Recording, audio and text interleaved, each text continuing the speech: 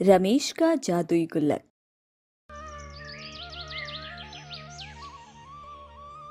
असीमपुर गांव में रमेश नाम का एक गरीब किसान अपनी पत्नी अवंतिका के साथ रहता था, जो बड़ा मेहनती था।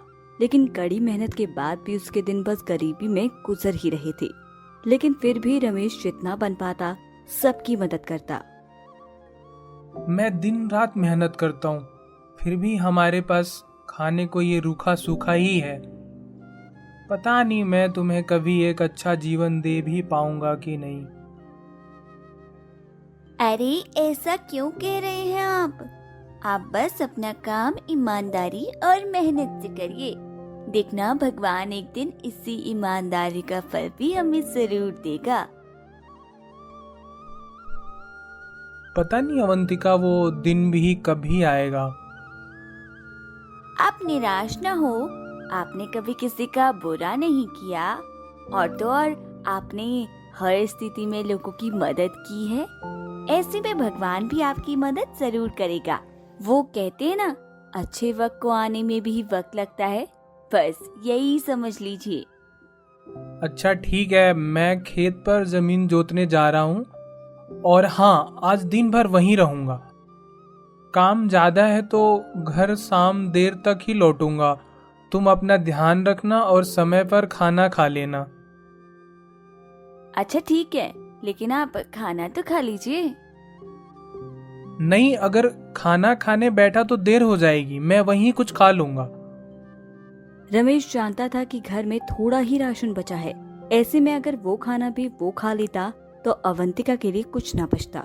इसीलिए वो बिना खाए खेत जोतने के लिए निकल जाता। रमेश खेतों की तरफ जा ही रहा होता है कि तभी उसका छोटा भाई राजू उससे पीछे से आवाज लगाता है। अरे भैया सुनो तो जरा। अरे राजू तू? भैया वो माँ की तबीयत थोड़ी खराब है, तो मैं उन्हें शहर के डॉक्टर के पास ले जा रहा हूँ। क्या हुआ माँ को? कुछ नहीं भैया, बस वही पुरानी बीमारी, पैरों का दर्द। अच्छा सुनिए ना, वो आज अगर आप मेरी जमीन की जुताई कर देंगे तो बड़ी मेहरबानी होगी। आज तो मुझे भी अपने खेतों की जुताई करनी है। राजू बहुत ही चालाक था। ऐसे में किशन को अपनी बातों में फंसाना उसके दाएं हाथ का खेल था। अरे भैया, मेरे खेतों में जुताई होना आज बहुत जरूरी है, और आप तो जानते हैं माँ की आए दिन बीमार ही रहती हैं। ऐसे में उन्हें डॉक्टर के पास ले जाना भी जरूरी है। हाँ, अगर माँ बीमार न होती तो मैं तुमसे नहीं कहता, लेकिन मेरा आपके सिवा है ही कौन। कोई नहीं राजू, तू माँ का ध्यान रख, खेत का काम हो जाएगा। मैं आज पहले तेरे खेतों में ही खुदाई करूंगा, बाद में अपने खेतों पर जाऊंगा। धन्यवाद भैया, आप शाम तक मेरे खेतों की जुताई जरूर कर देना, मैं शाम तक वापस आ जाऊंगा। राजू हमेशा की तरह अपने भाई रमेश को बेवकूफ बनाता और अपने खेतों की जुताई के काम पर लगाकर वहाँ से चला जाता। वही रमेश अपना सारा काम छोड़कर पूरे दिन राजू की जमीन को जोतने में निकाल देता, और देर शाम को जब राजू खेत देखने आता तो सारे खेतों को जुता हुआ देखकर मन ही मन खूब खुश होता। अरे वाह भैया, आपने तो मेरे खेतों की जुताई कर दी, आपका बहुत शुक्रिया। इसमें शुक्रिया कैसा राजू, आखिर तुम मेरे भाई हो। पूरे दिन की मेहनत के बाद रमेश थका हारा अपने घर लौट आता। आ गए आप? आज तो आपने बहुत देर कर दी। चलिए मुंह हाथ धो लीजिए, मैं आपके लिए खाना लगा देती हूँ। अरे नहीं, मुझे भूख नहीं है, ये खाना तुम ही खा लो। रमेश जानता था कि घर में इतना खाना नहीं बचा है। ऐसे में अगर वो खाना खा लेता तो अवंतिका भूखी सो जाती। इसीलिए रमेश बहाना बनाकर अवंतिका को खाना खिलाने लगता है। अवंतिका को खाना खिलाते खिलाते रमेश की आंखों में आंसू आ जाते हैं। अरे आप रो क्यों रहे हैं? मैं कितना बेवश हूँ कि तुम्हारा पेट तक नहीं भर सकता। आप ऐसा क्यों सोच रहे हैं? देखिए भगवान एक दिन सब कुछ ठीक कर देगा। उस रात रमेश अपनी किस्मत को कोसने लगा। रात भर बिस्तर पर करवट बदलता रहा, लेकिन उसे नींद नहीं आई।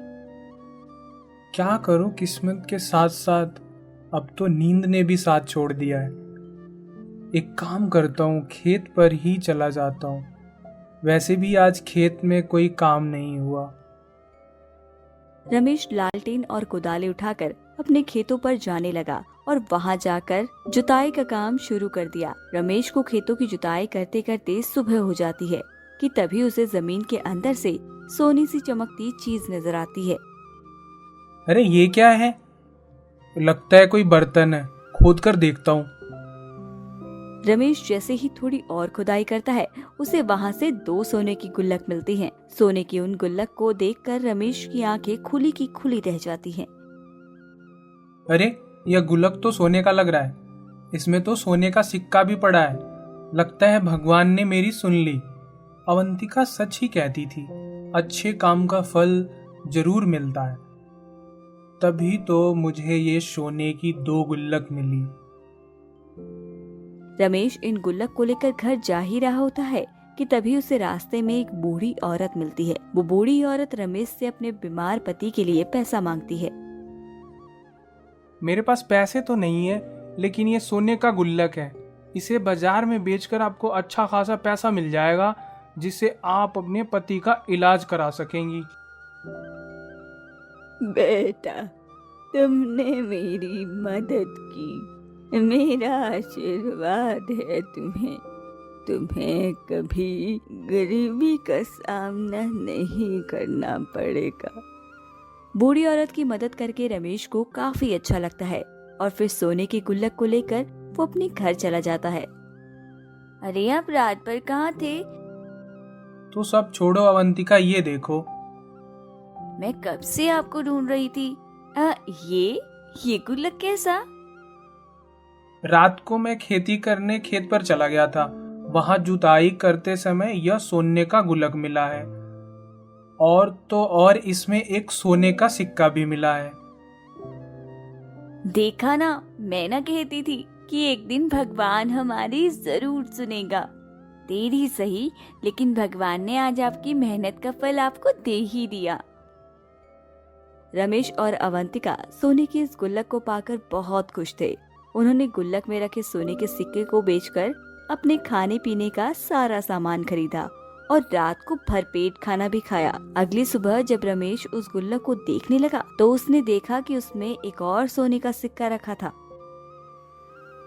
अरे अवंतिका, देखो ना, इसमें तो केवल एक ही सोने का सिक्का था, जिसे बेचकर ही मैं कल घर का राशन लाया हूँ। फिर इसमें एक और सोने का सिक्का कहाँ से कैसे आ गया? कहीं ये कोई जादुई गुल्लक तो नहीं जिसमें रोज सोने का सिक्का आता है? जो भी हो अवंतिका, लेकिन अब मुझे लगता है कि हमारी परेशानी और गरीबी के दिन दूर हो गए हैं। इस तरह हर रोज उस गुल्लक से एक नए सोने का सिक्का रमेश को मिलता, जिसे बेचकर वो अपना गुजर बसर करने लगा। अब उन दोनों की जिंदगी बहुत आराम से कट रही थी। ऐसे में वो हर जरूरतमंद इंसान की मदद भी करता। रमेश के घर इस तरह पैसा आते देख राजू सोच में पड़ जाता है कि आखिरकार इनके पास इतना पैसा कहाँ से आ गया। यही जानने के लिए एक दिन राजू रमेश के घर आता है। अरे भाई, कैसे हो? काफी दिनों से तुमसे मुलाकात नहीं हुई थी, तो मैंने सोचा कि तुम्हारे घर ही आ जाता हूँ। वैसे अपने मकान की मरम्मत तो तुमने बहुत अच्छे से करवाई है, और घर में खूब सारा सामान भी दिख रहा है। कोई लॉटरी वॉटरी लगी है क्या? हाँ, कुछ ऐसा ही समझ लो। भगवान ने हमारी मदद कुछ ऐसे ही की है। अच्छा, वो कैसे? जरा मुझे भी तो बताओ। मैं एक रात अपने खेतों की जुताई कर रहा था। वहां मुझे एक जादुई सोने का गुल्लक मिला, जिसमें रोजाना मुझे एक सिक्का मिलता है।